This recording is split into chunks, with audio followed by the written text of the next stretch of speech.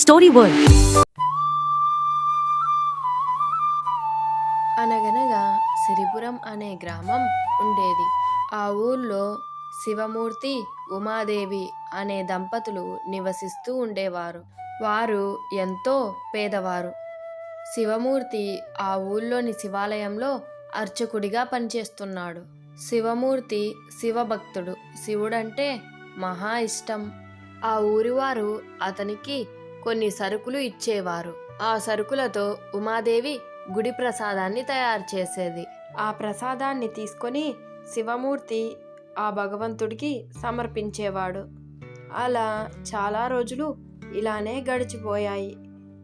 ఒకరోజు శివమూర్తి ప్రసాదాన్ని తీసుకొని గుడి దగ్గరకు వెళ్తూ ఉండగా దారి మధ్యలో ఒక వ్యక్తి, ఆకలి ఆకలి ఆకలితో చచ్చేలా ఉన్నాను, ఏమైనా ఉంటే పెట్టి పుణ్యం కట్టుకోండి అంటూ అరుస్తూ బాధపడుతున్నాడు. శివమూర్తి అక్కడికి చేరుకొని, అయ్యా, మీరెవరు? ఇంతకు మునిపెప్పుడు ఈ ఊర్లో మిమ్మల్ని చూడలేదే? అయ్యా, నేనొక అంధుడిని. నా బిడ్డలు నా అవసరం ఉన్నన్ని రోజులు నన్ను వాడుకొని ఇప్పుడు నన్ను ఒక వ్యర్థంలా ఇక్కడ పడేశారయ్యా.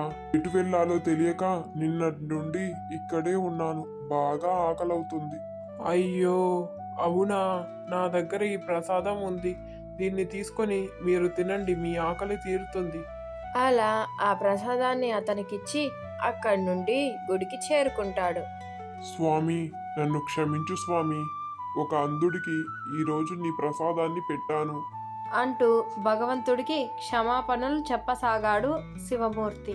శివమూర్తి ఆ మరుసటి రోజు కూడా అదే మార్గం గుండా ప్రసాదం తీసుకుని వెళ్తూ ఉండగా అతనికి ఒక వికలాంగుడు కనబడతాడు.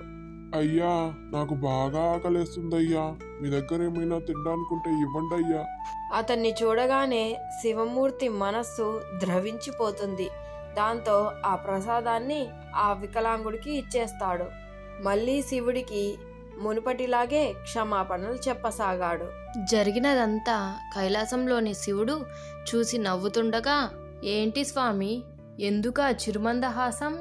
మరి చిరుమందహాసం కాక ఏంటి దేవి? నా భక్తుడు శివమూర్తి తన నిండు మనసుతో చేసిన సహాయానికి నన్ను క్షమాపణ అడుగుతున్నాడు. అవునా స్వామి? అయినచో మీ భక్తుడి దగ్గరికి వెళ్దామా? అతనికి ఒక చిన్న పరీక్ష పెడతాను. పరీక్ష? పరీక్ష ఏంటి దేవి? నువ్వు ఏ పరీక్ష పెట్టినా నా భక్తుడు అందులో ఖచ్చితంగా నెగ్గుతాడు. అలా శివపార్వతులిద్దరూ శివమూర్తి ఇంటికి చేరుకుంటారు. అమ్మా, లోపల ఎవరైనా ఉన్నారా? ఏంటయ్యా, ఏం కావాలి మీకు? అయ్యా, మేము నడిచి నడిచి బాగా అలసిపోయాం. బాగా ఆకలవుతుంది. భోజనం ఏమైనా పెడతారా? అయ్యో, దానిదేం భాగ్యం బాబు. రా, వచ్చి తిందురు గాని. అలా వారిద్దరికి భోజనాలు వడ్డిస్తారు. పార్వతీదేవి, అమ్మా, ఈ భోజనం నాకు చాలా నచ్చింది, నాకు మరింత కావాలి.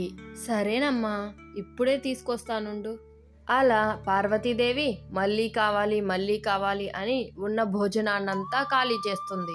అక్కడ నుండి బయటకు వచ్చి శివుడు, చూసావా నా భక్తుడు ఎంత మంచివాడో, ఎంత దానగుణం ఉన్నవాడో. నువ్వు పెట్టిన పరీక్షలో నెగ్గి చూపించాడు.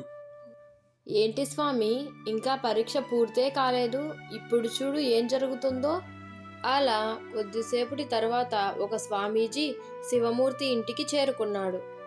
ధర్మం బిచ్చాన్ దేహి, ధర్మం బిచ్చాన్ దేహి అని గట్టిగా అరుస్తాడు. అక్కడికి చేరుకున్న శివుడు అతన్ని నిండు మనస్సుతో ఇంట్లోకి రమ్మంటాడు.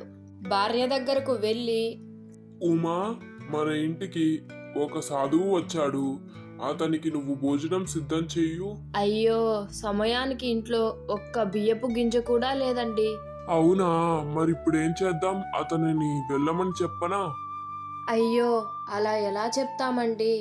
అతిథి దేవుడితో సమానం. ఇంటికి వచ్చి పొమ్మనడం భావ్యం కాదు. మరిప్పుడేం చేద్దాం? ఇదిగోండి, ఈ పుస్తెల తాడు తీసుకొని వంటకు కావాల్సిన సామాను తీసుకురండి. అయ్యో, వద్దు ఉమాదేవి. నేను నీకంటూ ఒక్క నగ కూడా చేయించలేకపోయాను. నీ దగ్గరున్న నగ కూడా తీసుకోవడం నాకు సమంజసం కాదు. ఏమీ పర్వాలేదులేండి, వెంటనే మీరెళ్ళి నేను చెప్పినట్లు చేయండి. అలా ఆ పుస్తెల తాడు అమ్మి వచ్చిన డబ్బుతో వంట సామాగ్రి తీసుకువస్తాడు శివమూర్తి. ఆ సాధువుకి రుచికరంగా కడుపు నిండుగా భోజనం పెట్టి పంపిస్తారు. ఆ సాధువు వెళ్ళిపోగానే హఠాత్తుగా అక్కడొక ప్రకాశవంతమైన వెలుగు వెలుగుతుంది. ఆ వెలుగులో ఆది దంపతులు కనబడతారు. శివమూర్తి దంపతులు ఆశ్చర్యపోతారు. శివమూర్తి, నీ భక్తికి నీ దానానికి నేను మెచ్చాను. నీకేం కావాలో కోరుకో అని అన్నాడు పరమశివుడు. స్వామి, నాకంటూ ఏమీ వద్దు. నేను బ్రతుకున్నంతకాలం ఇలాగే దానం చేసేదానికి తగిన శక్తి నాకివ్వు తండ్రి, చాలు. బలా శివమూర్తి బలా, నేను నీకింత పెద్ద కోరికను కోరుకోమని వరం ఇచ్చినా నువ్వు నీకు కావాల్సినంత మాత్రమే కోరుకున్నావు. ఇదిగో ఈ అక్షయ పాత్రను తీసుకో. దీంతో నువ్వు రోజు ఎవరో ఒకరికి సహాయం చేయగలవు అని చెప్పి ఆది దంపతులు అక్కడి నుండి మాయమైపోతారు. అలా శివమూర్తి ఆ అక్షయ పాత్ర సహాయంతో ఎవరో ఒకరికి రోజు అన్నదానం చేయసాగాడు.